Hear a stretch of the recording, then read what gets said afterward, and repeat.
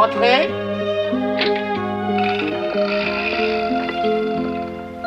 Comment allez-vous, monsieur Auger? Oh, vous avez meilleure mine, mademoiselle Claire. Heidi, notre précepteur. Bonjour, monsieur. Bonjour, petite. Mademoiselle Claire, cessez d'employer ce nom ridicule. Vous savez qu'elle s'appelle Adélaïde. Voyons, Adélaïde, que fais-tu là? Ce n'est pas à toi de pousser le fauteuil de Mademoiselle Claire. Il faut tout apprendre. C'est le travail des domestiques. Mais Sébastien n'est pas là, mademoiselle. Ça suffit, tais-toi. Ça me dépasse. Ce qu'elle peut être mal apprise. Elle n'a aucune espèce d'éducation. Pensez donc. Elle confond tout, maître et domestique. Imaginez-vous, cher monsieur Auger, qu'elle ne sait même pas lire. Une enfant de son âge. Heidi ne sait peut-être pas lire, mais elle en connaît bien plus long que nous sur la vie en montagne. Adélaïde. J'ai à parler à monsieur le précepteur. Rendez-vous à votre salle d'études et attendez-moi là.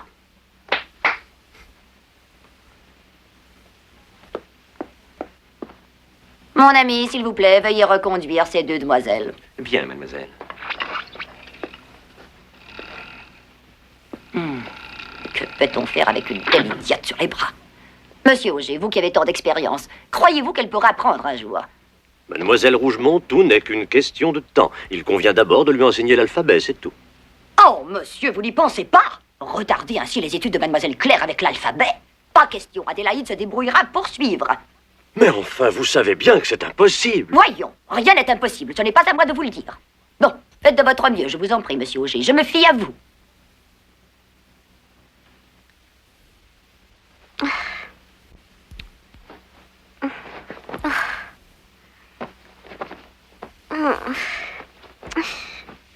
Qu'est-ce qu'il y a, Heidi?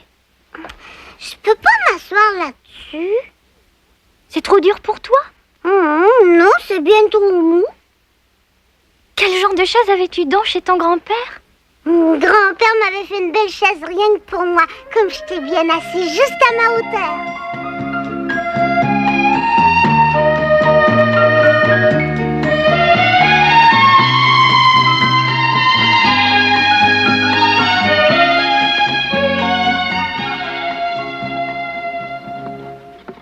Heidi, tu vas te faire gronder si tu fais tout ce bruit au lieu d'étudier. Reste donc tranquille. Étudier, ça veut dire s'asseoir sans parler? Presque si tu veux. Comme c'est toujours le précepteur qui parle, nous on se contente d'écouter. Oh. Et puis fais attention, tu comprends? On finit vite par avoir envie de dormir. Mais surtout ne bâille pas. Hein? Je n'ai même pas le droit de bâiller? Bien sûr que non. Oh, c'est curieux ça, Hercule n'arrête pas de bâiller de la journée, pourtant grand-père ne l'a jamais grondé. Tiens, Hercule, qui est dans celui-là? C'est le chien de grand-père, il ouvre sa gueule toute grande quand il bâille.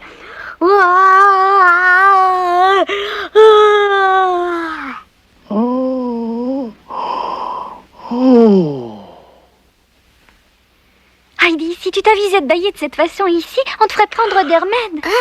Prendre des remèdes? Oui, des remèdes, d'affreux remèdes tellement amers que on a peine à les avaler. Quelle horreur! J'aime 1000 fois mieux me retenir de bâiller plutôt que d'avoir à avaler de pareils médicaments, crois-moi. Oh! Veuillez commencer votre leçon, mais rappelez-vous de ce que je vous ai dit. Bien. Adélaïde, vous allez désormais étudier avec mademoiselle Claire. Dans les débuts, les leçons vous paraîtront difficiles à suivre, mais par la suite, tout ira bien, à condition de faire attention. Et commençons tout de suite. Et reprenons notre livre où nous avions interrompu notre lecture. Page 28, si j'ai bonne mémoire. Nous étions en train d'étudier la syntaxe. Vous me suivez, n'est-ce pas? Voyons de quoi se compose une phrase. On y retrouve sujet, nom, attribut, verbe, adjectif et bien d'autres éléments. Je vais vous donner un exemple, attendez. Voilà, attention, j'articule. Je suis une petite fille. Je suis une petite fille, c'est noté. Cette phrase est très simple. Vous avez compris? Je vais vous expliquer très rapidement. Vous allez voir que c'est très facile. Je, le premier mot, est notre sujet. Suis est notre verbe. Petite, l'adjectif, et fille, le nom. L'adjectif qualificatif s'accorde en genre et en nombre avec le nom auquel il se rapporte. Un exemple. Je suis une petite fille, tu es un petit garçon.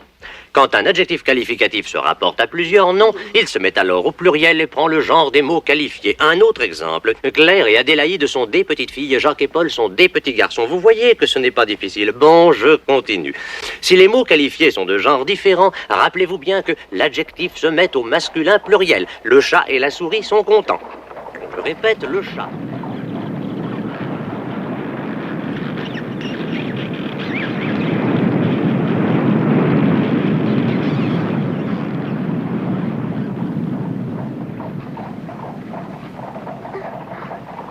J'entends les sapins.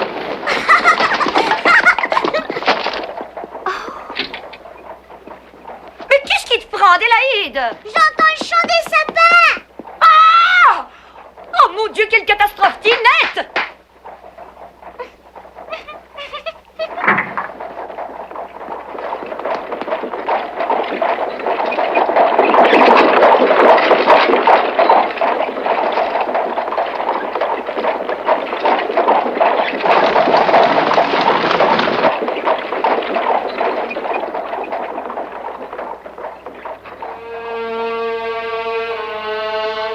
Mais il n'y a pas de vent.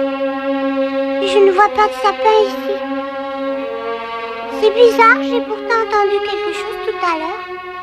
Adélaïde! Eh bien alors, veux-tu m'expliquer où tu courais si vite? Veux-tu bien me répondre?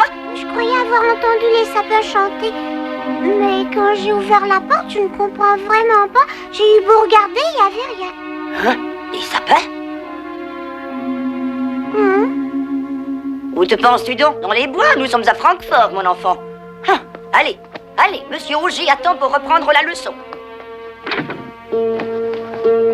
Regarde ce que tu as fait. Écoute-moi bien, Adélaïde, si tu ne veux pas rester sagement assise, il faudra que je t'attache à ta chaise, c'est compris? Je le ferai plus. Bon, la leçon est terminée pour aujourd'hui. C'est l'heure de la sieste de Mademoiselle Claire.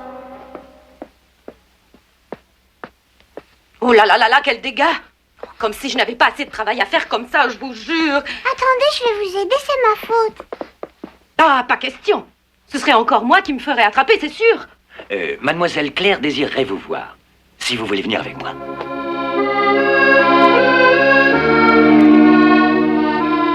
Comme ça, tu croyais avoir entendu le chant des sapins. Est-ce qu'ils font le même bruit que celui des voitures roulant sur la chaussée?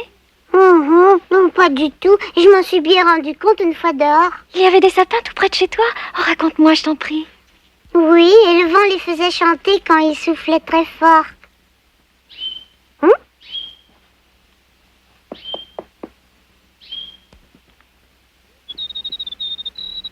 Heidi, je te présente le seul ami que j'ai dans cette maison.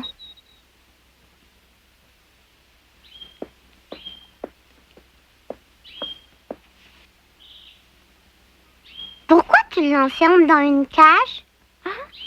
Moi, je laissais Pilou libre de voler partout où il voulait. C'était ton oiseau, Pilou? Oui, il était tout petit quand je l'ai trouvé. C'est moi qui l'ai élevé, tu sais, mon grand-père m'a dit quoi faire. Vraiment? Moi aussi, je nourris le mien moi-même, tu sais. C'est un grand voyageur, alors qu'il est, mon Pilou doit voler avec ses amis.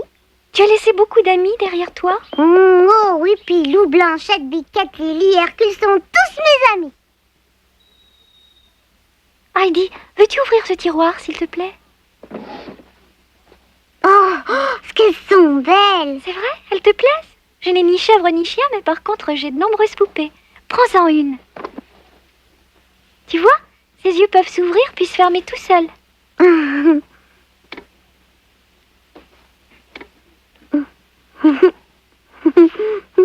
semblent vivantes. Maintenant, va vite ouvrir mon placard.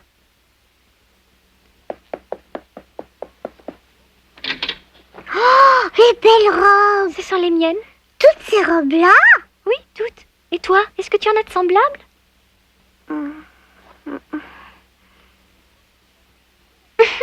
Mais attends, ce n'est pas tout. En bas, ouvre. Ouvre celui du haut maintenant.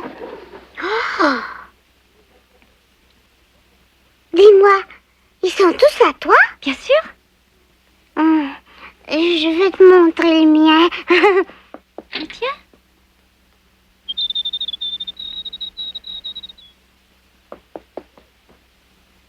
Il est joli, hein?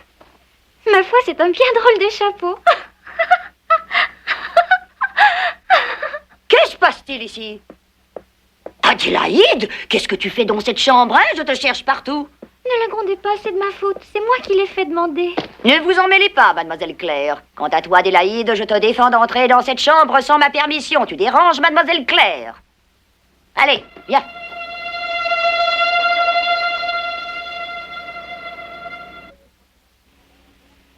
Je t'ai pourtant dit qu'à l'heure de la sieste, je veux que tu emploies ton temps à bon escient. Mais qu'est-ce que c'est que cette affreuse chose que tu t'es mise sur la tête? Non! Mon Dieu, quelle saleté! Et tu t'es permise de montrer pareille horreur à mademoiselle Claire, mais à quoi pensais-tu? C'est mon chapeau! Ah, c'est à moi! Rendez-moi mon chapeau.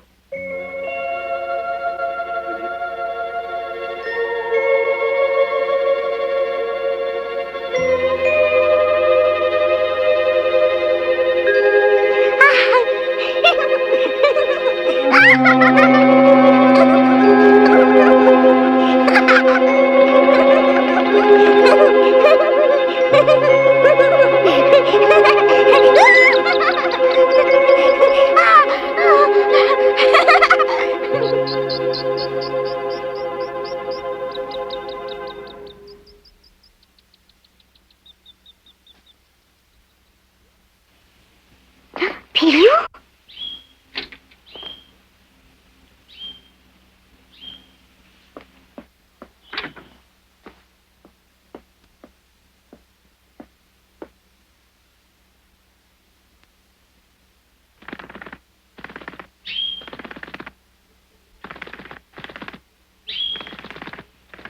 Veux-tu que je te laisse sortir?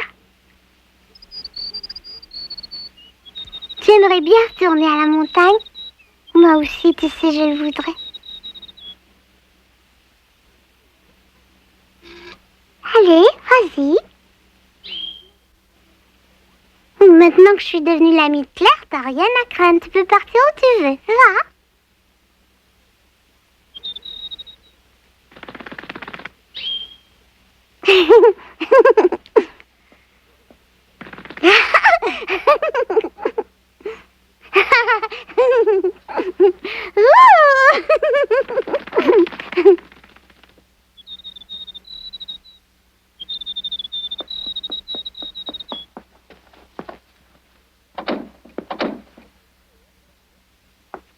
Allez, viens vite.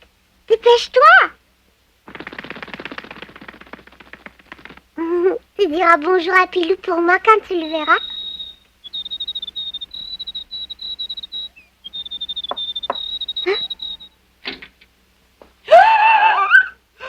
Oh, bonté divine!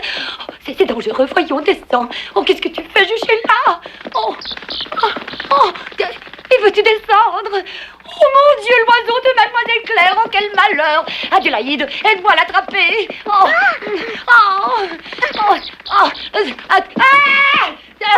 Qu'est-ce qu'il y a? Qu'est-ce qui se passe?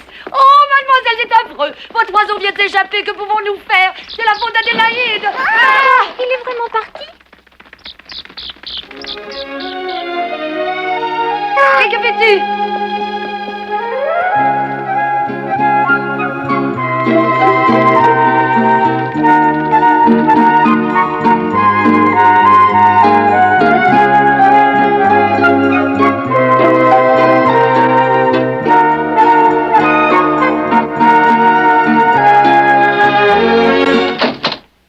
Quelle folie s'est encore emparée de toi? Mon Pilou est heureux quand il vole partout. Je pensais qu'il voulait retourner à la montagne, lui aussi. Quelle idée, mais où donc as-tu la tête? Tu es devenue folle, réfléchis un peu, cet oiseau ne peut pas vivre en dehors de sa cage, voyons. Reste là, c'est tout ce que tu mérites.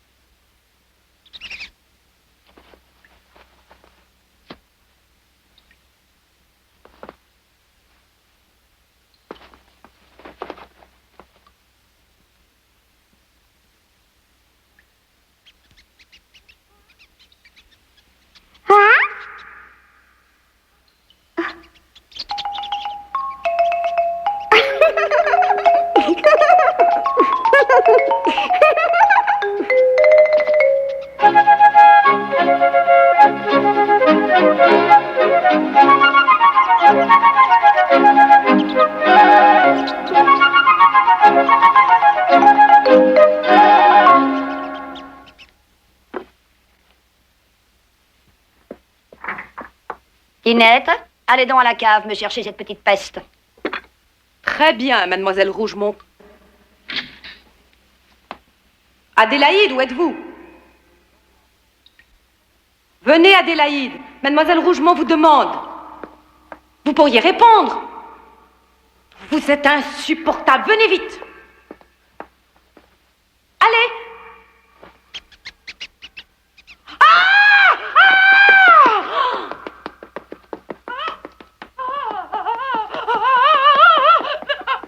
Voulez-vous bien me dire à quoi rime ce chahut? Que se passe-t-il? C'est cette petite... Adélaïde, qu'est-ce qu'elle a encore fait?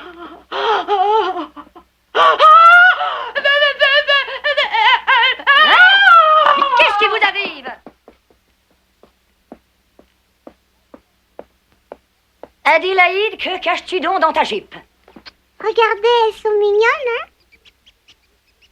Oh, des souris! Des souris! Oh, Des souris? oh,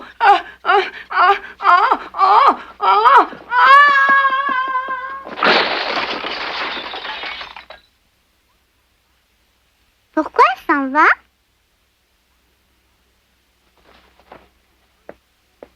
Elles sont drôles, tu sais, regarde.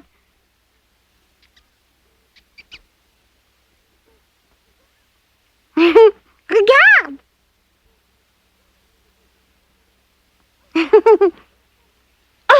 Oh oui, je la vois, elle est gentille. Touche, c'est tout doux. Ah, je le sais. Mais tu ne crois pas que tu devrais la ramener où tu l'as trouvée? À mon avis, sa mère doit s'inquiéter et se demander où elle a pu passer. C'est vrai, t'as raison. J'y vais.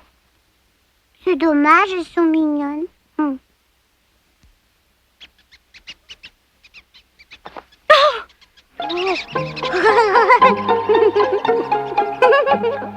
C'est qu'elle court vite, dis donc. T'as vu? Oh, je n'en reviens pas. c'est Sébastien, vous êtes bien sûr qu'il n'y en a plus? Absolument certain, mademoiselle. Vous n'en trouverez trace nulle part. J'ai fouillé la maison de fond en comble, comme vous l'aviez demandé. Que j'en vois une seule et vous vous en repentirez. Soyez sans crainte, mademoiselle. Vous pouvez me faire confiance.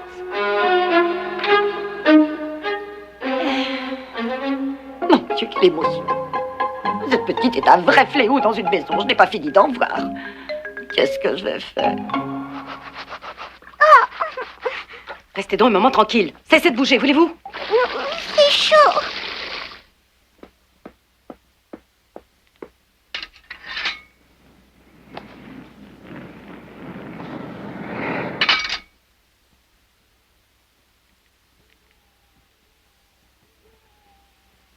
Bleh.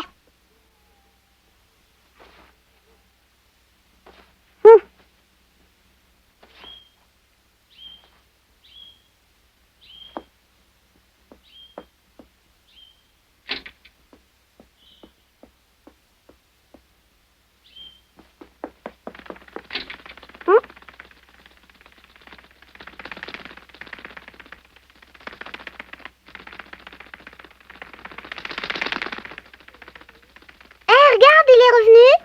Oui, je savais qu'il ne m'abandonnerait pas. On s'aime trop tous les deux. J'étais sûre qu'il reviendrait.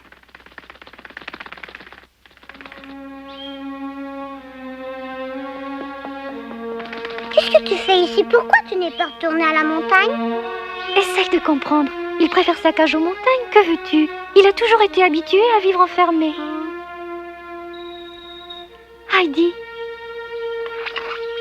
Écoute, tout le monde n'est pas comme toi. Cet oiseau ne connaît pas la montagne. Moi non plus.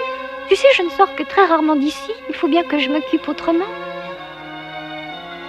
Pour tout te dire, dans cette maison, tu trouveras des tas de distractions. Des choses que tu ne verras jamais à la montagne. Des poupées, des livres. Peut-être, Claire, mais tu ne me feras jamais croire qu'un pauvre oisillon préfère vivre en cage plutôt qu'en forêt. Quand tu viendras me rendre visite, tu verras comme Pilou et ses amis sont heureux de voler dans le ciel. Oh, comme je t'envie, si tu savais.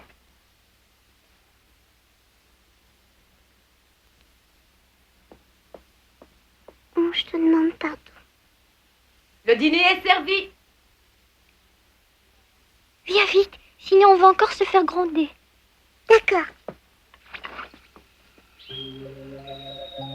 Écoute Claire, j'ai une idée. Pourquoi ne viendrais-tu pas chez grand-père dans les Alpes voir mes montagnes? Je te présenterai tous mes amis. Oh, il faut que tu vois comme c'est beau chez moi. On monterait avec Pierre jusqu'au pâturage, c'est si joli. Heidi venait de comprendre quel triste sort était celui de Claire. Aussi se promit-elle de lui faire connaître un jour la féerie colorée des Alpes sous le soleil.